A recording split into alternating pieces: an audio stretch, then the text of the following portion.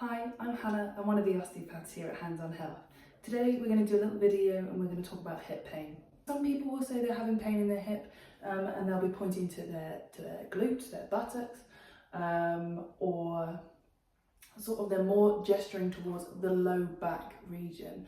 But hip pain will typically, it will come from here and it will radiate round to the groin, or you'll feel it radiating down towards the knee, or you'll find catching in the joint itself quite deep, or you can have tenderness on the outside on this bony bit here. Sometimes you may find you have difficulty or pain with walking. There are various causes of hip pain. We're just going to cover some of the more common ones that we see here at the clinic. Most common, I think, would be arthritis. So with arthritis, it's that wear and tear in the hip joint itself. You have a loss of cartilage over time, and with that loss of cartilage, you lose the cushioning in the joint. It sort of lines it in here. And then you can actually get bone-on-bone contact, which can be quite sore and quite uncomfortable. Another common one would be bursitis. So with bursitis, it's this little sac of synovial fluid, the bursa, that sits on this bony part of the hip here.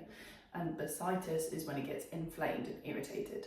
So you can end up with a swelling, it can be a little bit warm to touch, and it can be quite sore as well, especially if you sleep on that side. You know, there's a lot of pressure on it.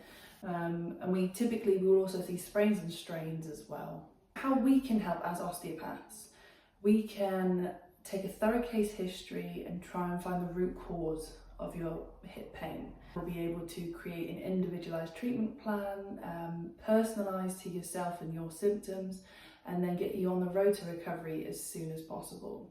Some of the treatment techniques that we might use might involve some deep tissue massage style techniques, some mobilization of the joint, some stretching of the muscles, or some articulations as well. We will also be looking at sort of the low back and then the knee and see how that's affecting how the hip moves.